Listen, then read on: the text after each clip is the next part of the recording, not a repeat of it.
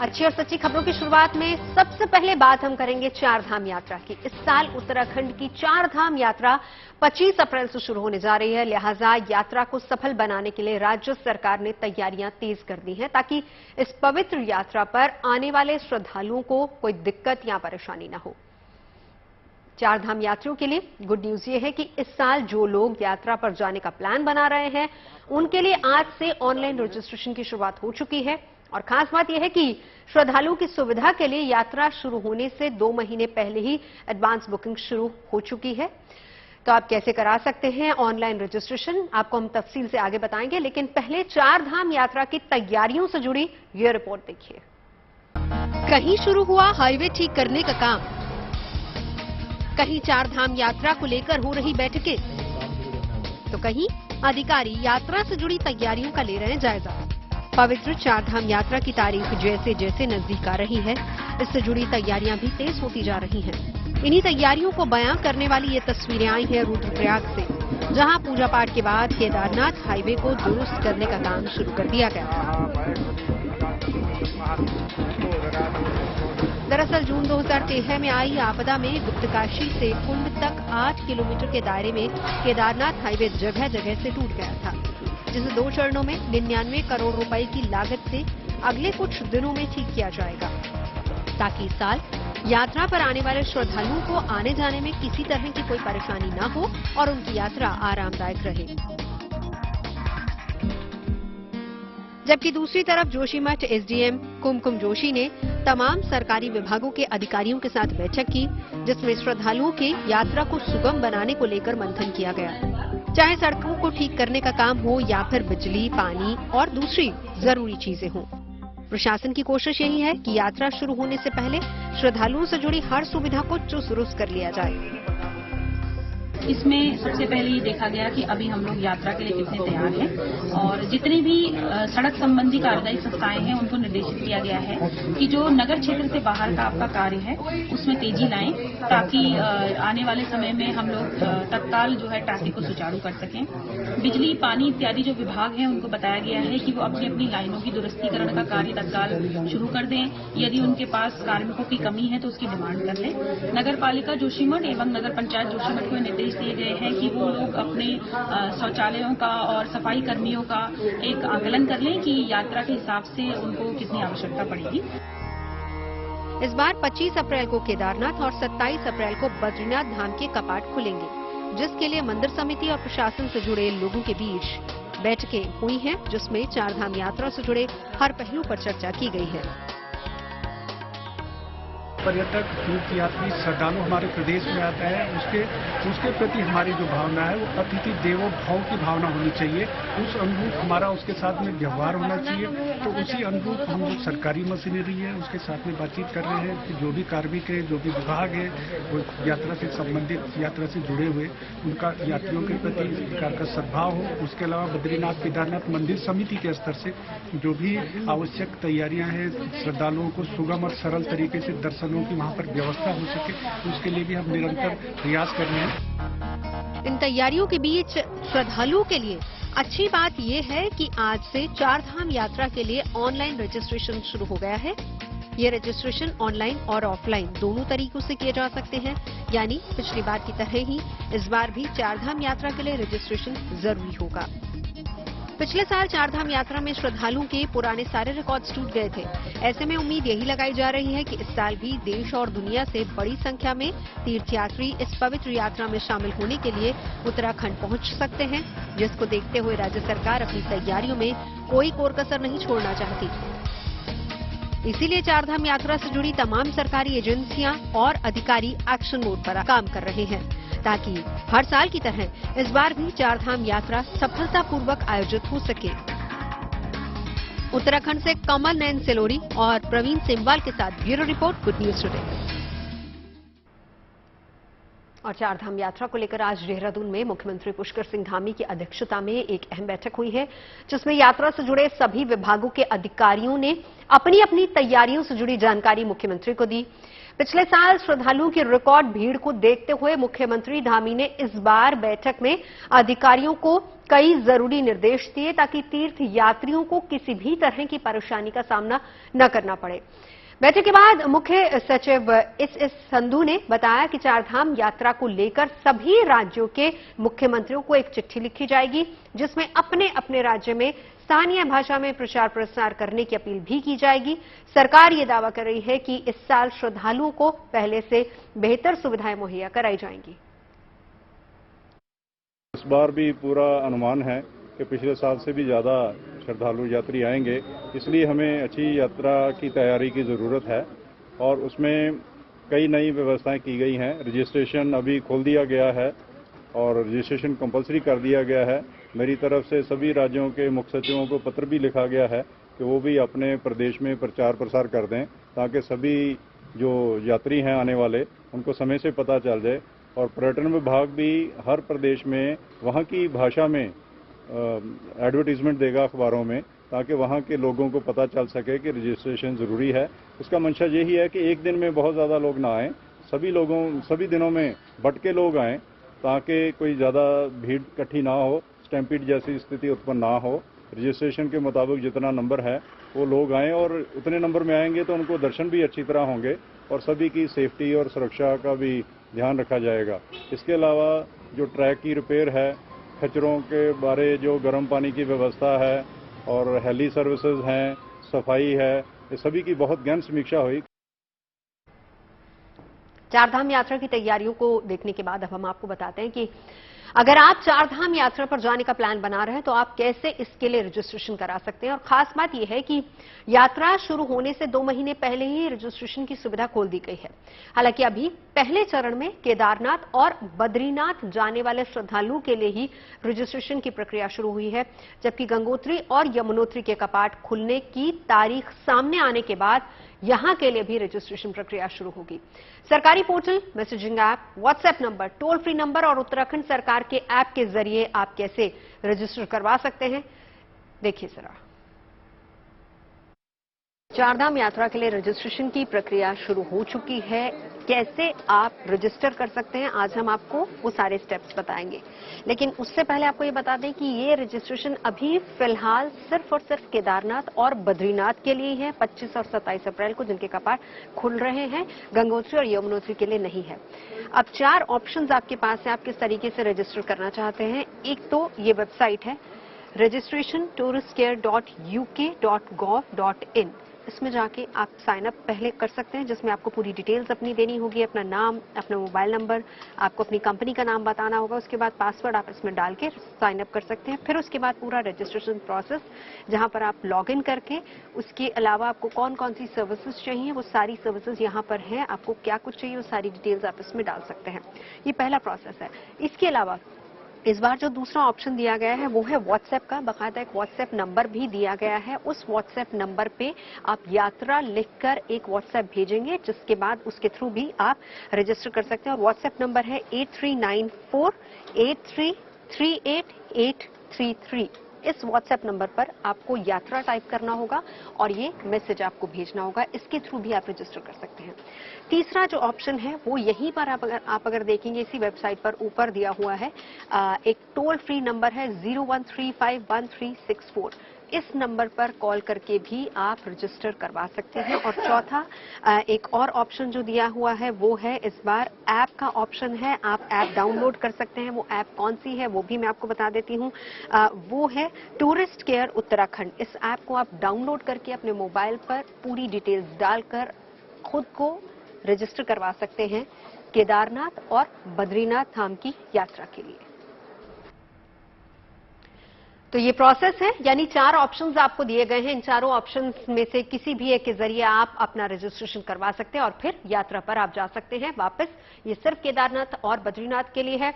यमुनोत्री और गंगोत्री के लिए अभी फिलहाल प्रोसेस शुरू नहीं हुआ है। और लगे हाथ आपको चारधाम यात्रा से जुड़ी एक और गुड न्यूज भी दे देते हैं। इस बार केदारनाथ धाम की यात्रा पर आने वाले यात्रियों को दर्शन करने के लिए घंटों तक इंतजार नहीं करना पड़ेगा। यात्रियों की सुविधा के लिए इस बार पहले ही दिन से टोकन सिस्टम लागू कर दिया जाएगा। टोकन सिस्टम लागू होने से कम समय में अधिक तीर्थयात्री बाबा केदार के दर्शन कर पाएंगे। ऑफलाइन और ऑनलाइन दोनों जगह आप रजिस्टर कर सकते हैं। यात्रा मार्ग पर रजिस्टर काउंटर्स भी होंगे। इसके अलावा रजिस्ट्रेशन के लिए कोई शुल्क आपको नहीं देना है, फ्री ऑफ कॉस्ट है।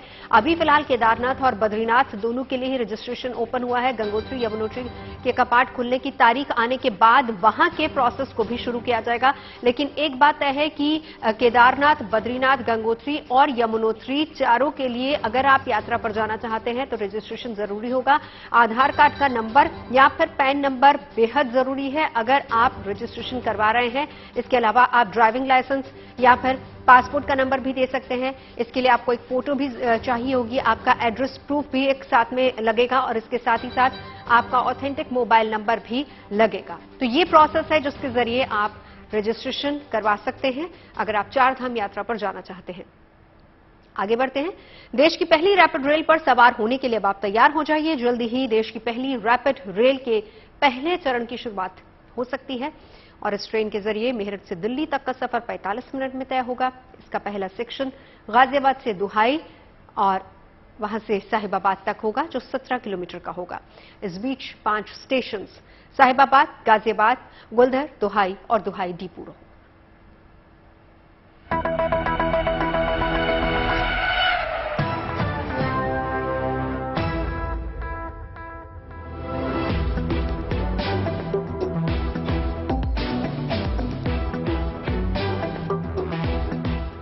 रैपिड रेल में इसी तरह धुआंधार रफ्तार से आप सफर का लुत्फ उठा सकेंगे। देश की पहली रैपिड रेल अब आपको सफर कराने के लिए तैयार है, जो 160 किलोमीटर की रफ्तार से दौड़ेगी और आने वाले समय में महज 45 मिनट में आप मेरठ से दिल्ली तक का सफर तय कर पाएंगे। रैपिड रेल का ट्रायल रन जारी है, जिसमें ये अपने फुल स्पीड से दौड़ चुकी है और अब इसके पहले सेक्शन की शुरुआत कभी भी हो सकती है। रैपिड रेल का पहला सेक्शन गाजियाबाद के दुहाई से साहिबाबाद तक 17 किलोमीटर का होगा। दुहाई से गाजियाबाद के बीच 5 स्टेशन हैं: साहिबाबाद, गाजियाबाद, गुलधर, दुहाई और दुहाई डिपो। लाइन से 1, 2, 3 आपको 3 रैपिड रेल यहां पर नजर आ रही होंगी। ये दुहाई का डिपो है और इस डिपो करीब 6 से ज्यादा रैपिड रेल जो हैं वो खड़ी हो सकती हैं। हालांकि 12 एक सेट पूरा कहा जाता है 12 का, तो वो भी यहाँ हैं, लेकिन फिलहाल 6 के सेट को हम कह सकते हैं कि यहां पर 6 गाड़ियां आसानी से खड़ी हो सकती हैं। इसके बाद अगर आप देखेंगे तो इसकी लंबाई अमूमन जैसे मेट्रो की होती है सेम है, थोड़ी सी मेट्रो की ज्यादा होती है, लेकिन ये भी कहा जा रहा है कि अगर जरूरत पड़ती है तो इसके कोचेस में भी ज्यादा बढ़ोतरी कर दी जा सकती है। इसके अलावा अगर कहा जाए तो इसके बनावट को देखें तो आपको बाहरी तौर पर यह बिल्कुल एक तरीके से बुलेट ट्रेन की तरह नजर आएगी। आगे का पूरा हिस्सा जो है वो बुलेट ट्रेन की तरह है। बाहर विदेशों में जैसे होती हैं ट्रेन, सेम उसी पैटर्न पर आपको ये ट्रेन नजर आएगी। हाईटेक सुविधाओं से लैस इस रैपिड रेल में जल्द ही आपके सफर करने का सपना भी पूरा हो सकता है। ट्रेन के डिपो में 2 बाय और 2 सीट पर बैठकर आप आरामदायक सफर का मजा ले सकते हैं। इसके अलावा यात्री खड़े होकर भी सफर कर पाएंगे। हर ट्रेन में एक डिब्बा महिलाओं के लिए रिजर्व होगा। ये देखिए तो ये समझाने के लिए काफी है कि हाईटेक टेक्नोलॉजी के साथ, नए इक्विपमेंट के साथ, नई सोच के साथ, नई रणनीति के साथ ये ट्रेन समझाने के लिए काफी है कितनी ज्यादा ये बेहतर है। रेड लाइट का मतलब है फिलहाल ये ट्रेन जो है वो रुकी है, व्हाइट का मतलब है स्टार्ट है और चलने के लिए तैयार है। तो ये फिलहाल जो स्थिति आपको नजर आ रही है, थोड़ा सा ये समझिए कि आखिर ये ट्रेन कब आम लोगों के लिए खोली जाएगी। पहले इसका टारगेट मार्च रखा गया था, लेकिन अब इस समय ये कहा जा रहा है कि जून के महीने में इसे आम लोगों के लिए ओपन कर दिया जाएगा। तैयारियां पूरी हैं, हो सकता है कि उससे पहले भी इसको शुरू कर दिया जाए, लेकिन टारगेट रखा गया है जून। यानी साफ है कि आम आदमी सीधे तौर पर इस ट्रेन के अंदर अपने गंतव्य तक बहुत आसानी से पहुंच जाए, बेहतर तरीके से पहुंचे, सुख सुविधाओं के साथ पहुंचे। इसलिए इस ट्रेन के ट्रायल को परफेक्शन के साथ लगातार किया जा रहा है। रैपिड रेल में सफर करने पर किराए को लेकर मंथन जारी है। पहले चरण के बाद इस प्रोजेक्ट को दुहाई से मेरठ तक बढ़ाया जाएगा। मेरठ साउथ तक दूसरे चरण में काम होगा और तीसरे चरण में साहिबाबाद से दिल्ली के बीच काम पूरा होगा, जिसके बाद 2025 में रैपिड रेल दिल्ली से मेरठ के बीच दौड़ती नजर आएगी। दिल्ली से मेरठ तक का रूट 82 किलोमीटर का है, जिसमें 14 किलोमीटर हिस्सा दिल्ली जबकि 68 किलोमीटर हिस्सा उत्तर प्रदेश में है। दिल्ली के सराय काले खां से मेरठ तक के रूट में 25 स्टेशन हैं। दिल्ली से मेरठ के बीच पूरे रूट के निर्माण के बाद 30 रैपिड ट्रेनों को चलाने की तैयारी है। गाजियाबाद के दुहाई यार्ड में रैपिड रेल कॉरिडोर का ऑपरेशन और कमांड कंट्रोल सेंटर तैयार किया जा रहा है और जल्द ही शुरू होने वाले पहले चरण के साथ ही पूरे रूट पर दौड़ने वाली सभी रैपिड ट्रेनों का संचालन और नियंत्रण इसी सेंटर से कमांड किया जाएगा। रैपिड रेल के दुहाई डिपो से वरुण सिन्हा के साथ bureau report, good news today. हवाई जहाज जैसी सुविधाओं वाली देश की पहली रैपिड रेल आने वाली है और जून महीने या फिर उससे पहले ही गाजियाबाद के साहिबाबाद से दुहाई डिपो के बीच ये दौड़ने लगेगी। दिल्ली मेरठ रैपिड रेल का निर्माण 3 चरणों में होना है। पहला चरण साहिबाबाद से दुहाई के बीच है, जिसके ट्रायल रन जारी है। रैपिड रेल की विशेषताओं की अगर हम बात करें तो रैपिड रेल ट्रेन 160 किलोमीटर प्रति घंटे की रफ्तार से दौड़ सकती है। इसकी औसत रफ्तार है 100 किलोमीटर प्रति घंटा। यात्रियों के लिए ट्रेन में बैठने के लिए एडजस्टेबल चेयर की व्यवस्था की गई है। खड़े यात्रियों के लिए पर्याप्त जगह, ग्रैब हैंडल्स जैसे विशेष इंतजाम भी किए गए हैं। ट्रेन में वाईफाई, मोबाइल, यूएसबी चार्जर की सुविधा भी है। इंटीग्रेटेड एसी सिस्टम, सामान रखने के लिए रैक, ड्राइवर से बातचीत करने के लिए सिस्टम, सीसीटीवी, ऑटोमेटिक दरवाजे समेत हाईटेक फीचर्स से लैस है ये ट्रेन। रैपिड रेल कोच के आखिरी डिब्बे में स्ट्रेचर का इंतजाम भी किया गया है। मरीज को रेफर किए जाने की स्थिति में ये व्यवस्था दी जा सकती है। इसमें महिलाओं के लिए एक अलग से कोच की व्यवस्था है, तो दिव्यांगों के लिए अलग से सीट भी बनाई गई है। साफ है कि रैपिड रेल की यात्रा में सभी यात्रियों की सुविधा का खास ख्याल रखा गया है ताकि वो सुकून से अपना सफर तय कर सके। अब आपको रैपिड रेल के स्टेशन का दीदार भी करवा देते हैं। गुलदर स्टेशन से वरुण सिन्हा की रिपोर्ट देखिए। दिल्ली से मेरठ तक के सफर में यात्रियों की सुख सुविधाओं का विशेष तौर पर ध्यान रखा गया है। मैं इस समय गुलदर रेलवे स्टेशन पर हूं और ये स्टेशन जो है वो करीब तीसरे नंबर पर आएगा, लेकिन साफ तौर पर अगर आप समझे तो किस तरीके से इस रेलवे स्टेशन को हाईटेक तरीके से तब्दील किया गया है ये समझिए। यहाँ पर पीएसडी लगाए गए हैं, यानी कि प्लेटफॉर्म स्क्रीन डोर।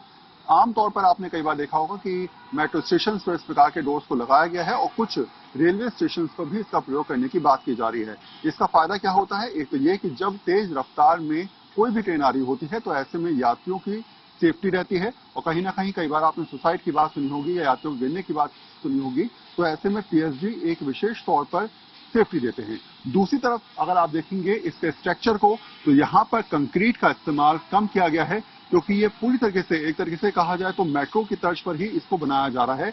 अगर आप ऊपर देखेंगे तो स्टील का प्रयोग बहुत ज्यादा इसमें किया गया है। कोशिश ये की गई है कि ज्यादा से ज्यादा लोगों को इससे जोड़ा जाए। अब अगर सामने की तरफ आप देखेंगे तो आपको यहाँ पर गाजियाबाद का नजारा मिलेगा। ये पूरा गाजियाबाद का इलाका है, यानी कि गाजियाबाद के लोग भी यहाँ से रैपिड रेल को पकड़ पाएंगे। दूसरी तरफ अगर आप देखेंगे तो आपको राजनगर एक्सटेंशन नजर आ रहा होगा। राजनगर एक्सटेंशन कह सकते हैं कि जिस तरीके से बसावट उसकी हुई है वहां पर कनेक्टिविटी की समस्या हमेशा देखने को मिली है और शायद यही वजह है कि ये स्टेशन या फिर रैपिड रेल अपने आप में लोगों को जोड़ने का तो प्रयास करेगा, यात्रियों की सुख सुविधा का ध्यान रखेगा, साथ साथ इस बात का भी ध्यान रखेगा कि ज्यादा से ज्यादा लोग अपने गंतव्य तक सुगम तरीके तक पहुंचते हुए नजर आए और वही प्रयास लगातार करने का कोशिश के तौर पर तब्दीली की जा रही है। कैमरा पर्सन रविकांत के साथ वरुण सिन्हा। आने वाले दिनों में जिस तरह से दिल्ली समेत एनसीआर में सड़कों पर गाड़ियों का बोझ बढ़ रहा है, उसे देखते हुए रैपिड रेल कॉरिडोर प्रोजेक्ट बहुत अहम साबित हो सकता है। साल 2025 में दिल्ली से मेरठ तक रैपिड रेल के बीच आने वाले स्टेशन के बारे में हम आपको बताते हैं। इस प्रोजेक्ट से दिल्ली के 2 प्रमुख रेलवे स्टेशन सराय काले खां और आनंद विहार को कनेक्ट किया जा रहा है।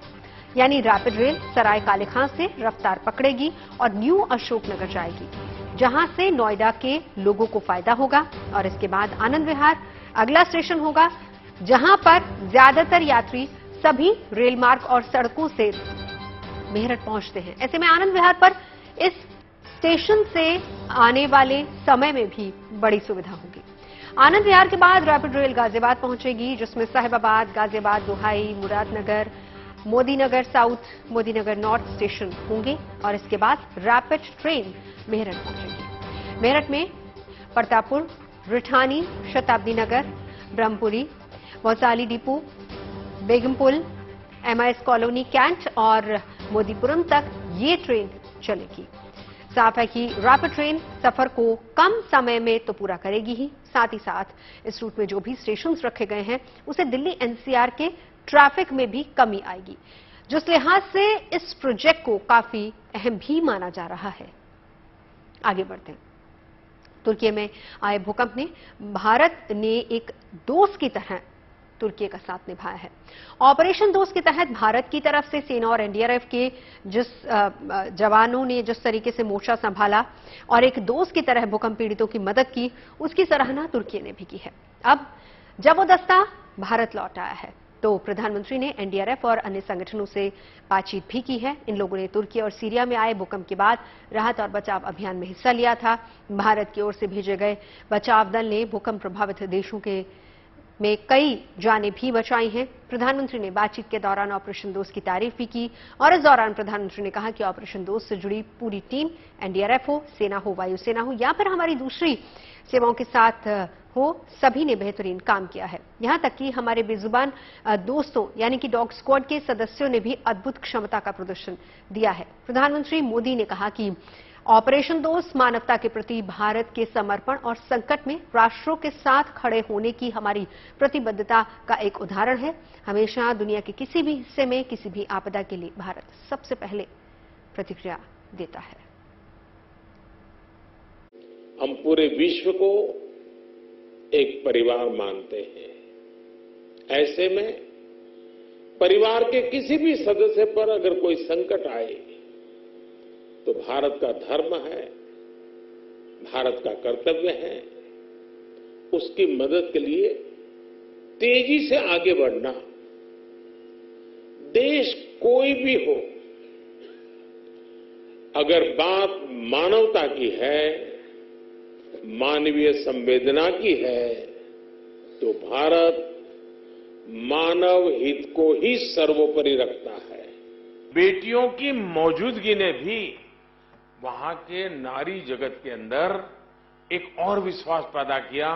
वो खुल करके अपनी शिकायतें बता पाई, अपना दर्द बता पाई। अब पहले कभी कोई सोचना नहीं था कि भाई इतना बड़ा कठिन काम है, इन बेटियों को क्यों परेशान करें, लेकिन इस बार निर्णय किया गया और हमारी बेटियां, भले संख्या हमारी सीमित लेके गए थे, लेकिन वहां पर नाता जोड़ने में हमारा ये इनिशिएटिव बहुत काम आया है। आइए अब आपको सुनवाते हैं उन जांबाजों की जबानी जो तुर्की से लौटे और प्रधानमंत्री नरेंद्र मोदी ने जिनके साथ संवाद किया। इन जवानों ने प्रधानमंत्री मोदी के साथ तुर्की के अपने अनुभव को भी साझा किया है। जब मैं राउंड ले रहा था तो एक पेशेंट का रिलेटिव वो देख के समझ गया कि मैं यहाँ का कमांडिंग ऑफिसर हूँ। उसने जस्ट मेरे दोनों हाथ पकड़ के आंखों से लगाया और चूमा, तो मैं भी झुक गया। तो उसने कहा आप समझ सकते हैं ये इसका मतलब क्या है? मैंने कहा आप मुझे इज्जत दे रहे हैं। तो कहते हैं नहीं, आप मेरे पिता समान हैं। तो मैं काफ़ी गदगद हो गया। बट उसके बाद वो बोलता है सर मैं इस कंट्री की यंग जनरेशन हूँ और मैं आपको आश्वस्त करता हूँ कि आने वाली जनरेशन्स याद रखेंगी कि आपके देश ने हमारे देश के लिए क्या किया। कि महिला कह रही है कि मेरे लिए सबसे पहले अल्लाह है और आज की डेट में हमारे लिए सेकंड नंबर पे आप हो।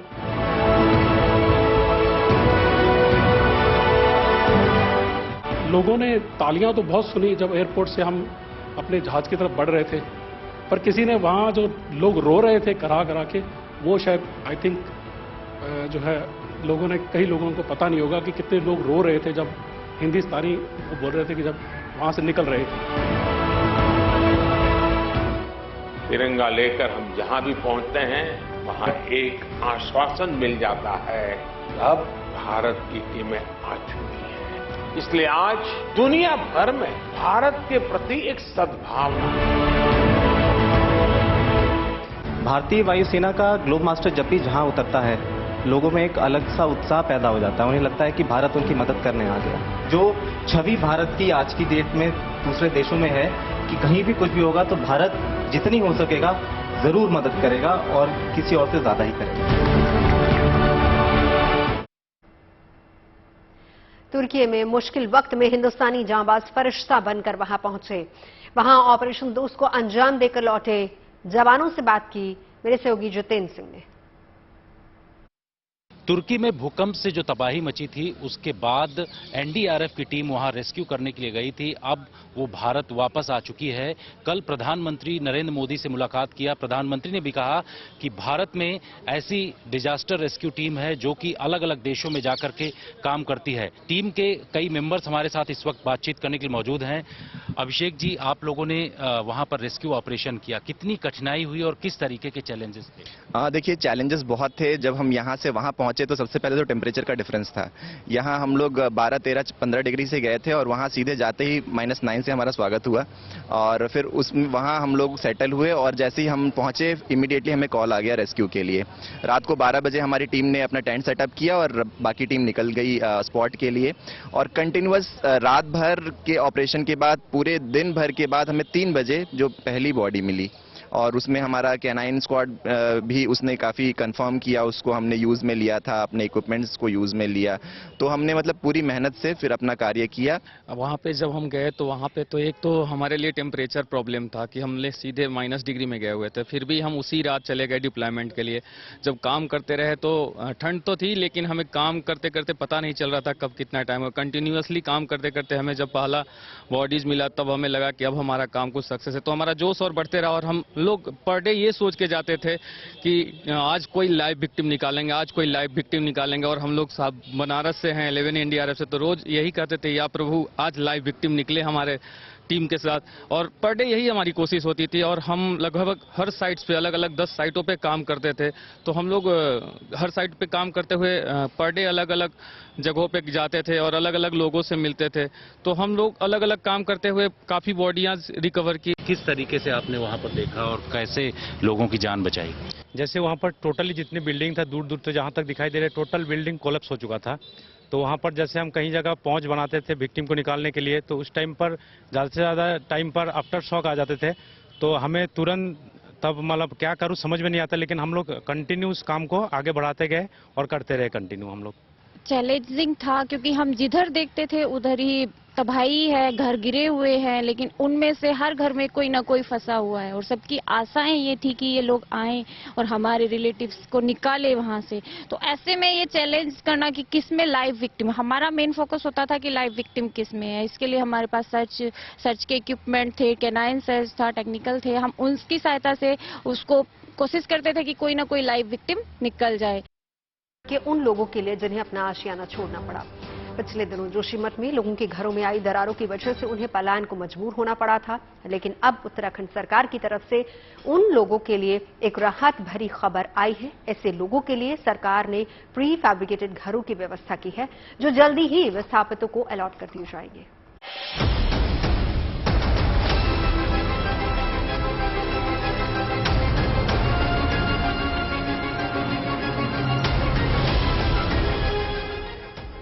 जोशीमठ के जख्म भरने के लिए सरकार जी जान से लगी है। यहाँ लोगों ने घरों में दरारें देखी, आशियानों को टूटते हुए देखा, बिखरते हुए देखा, लेकिन अब इन चेहरों पर एक बार खुशी लाने की तैयारी हो रही है। धामी सरकार भूधंसाव के कारण बेघर हुए लोगों को नए सिरे से बसाने के लिए एक्शन में है। इस समय हम जोशीमठ के धाक गांव में हैं, जहां पर प्री फैब्रिकेटेड हाउसेस का कंस्ट्रक्शन जारी है। आपको दिखाते हैं कि ये किस तरीके से ये जो प्री फैब्रिकेटेड टेंट्स बन रहे हैं वो जोशीमठ के प्रभावित परिवारों को दिया जाएगा। 850 से ऊपर घरों में जो दरारें आई थी उनमें से जो डेंजर जोन डिक्लेयर हुए थे उसके बाद परिवारों को अपने घरों को छोड़ना पड़ा था और उन परिवारों के लिए यहाँ पर सरकार ये प्री फैब्रिकेटेड हाउसेस बना रही है। प्रभावित परिवारों को राहत पहुंचाने के लिए जिला प्रशासन सहायता राशि तो दे ही रहा है, साथ ही इन परिवारों को राहत शिविरों में ठहराया गया है। और गुड न्यूज ये है कि जल्दी ही इन परिवारों को अपना नया बसेरा मिल जाएगा। इनके लिए उत्तराखंड सरकार ने नए घर बनाने शुरू कर दिए हैं। ढाक और उद्यान विभाग की भूमि पर प्री फैब्रिकेटेड घर बनाने का काम किया जा रहा है। प्री फैब्रिकेटेड घर को रिमोट घर भी कहा जा सकता है, यानी वो घर जिन्हें एक जगह से दूसरी जगह आसानी से शिफ्ट किया जा सकता है। मतलब एक जगह इनका बाहरी हिस्सा तैयार करके निर्माण वाली जगह पर लगाया जा सकता है। जोशीमठ में प्री फैब्रिकेटेड घर 1, 2 और 3 बेडरूम सेट के मॉडल पर तैयार किए जा रहे हैं। उद्यान विभाग की भूमि पर 3 और ढाक गांव में 15 प्री फैब्रिकेटेड घर बनाए जा रहे हैं। इन घरों को बनाने का काम अंतिम चरण में है। सरकार का दावा है कि आने वाले 1 सप्ताह में बेघर हुए लोगों को नए घर मिल सकते हैं। जोशीमठ वाला इलाका हाई रिस्क जोन 5 में आता है, यानी छोटा सा भूकंप भी यहां भारी तबाही ला सकता है। लिहाजा अनहोनी को टालने और हर जान को बचाने के लिए सरकार मिशन मोड में काम कर रही है और प्रभावित घरों को फिर से बसाने का काम जोरों पर है। जोशीमठ से अंकित शर्मा के साथ bureau report, good news today. और अब बात नए भारत की। नया भारत लगातार डिजिटल होने की मुहिम में आगे बढ़ रहा है और गुड न्यूज ये है कि अब भारत ऑनलाइन पेमेंट सर्विस में एक कदम और आगे बढ़ चुका है। अब यूपीआई यानी यूनिफाइड पेमेंट ग्लोबल हो गया है। प्रधानमंत्री मोदी ने सिंगापुर के प्रधानमंत्री ली हेसिन लूंग के साथ मिलकर cross border connectivity service launch की है और इस लॉन्च इवेंट में सिंगापुर और भारत के बीच यूपीआई पेमेंट की गई। इस कार्यक्रम के दौरान यूपीआई से सिंगापुर पेमेंट की गई जो सफल रही। जाहिर है यूपीआई पे नाउ लिंकेज दोनों देशों के लोगों के लिए एक तोहफा है और इस पेमेंट सुविधा का सबसे ज्यादा फायदा प्रवासी भारतीय छात्रों को और सिंगापुर में जॉब के लिए गए लोगों को होने वाला है। अब कभी भी क्रॉस बॉर्डर पेमेंट की जा सकती है। खबरें सच्ची होनी चाहिए, अच्छी खुद ब खुद लगती हैं। Navjot Randhawa signing off. आप सुनते रहिए गुड न्यूज और देखते रहिए गुड न्यूज टुडे।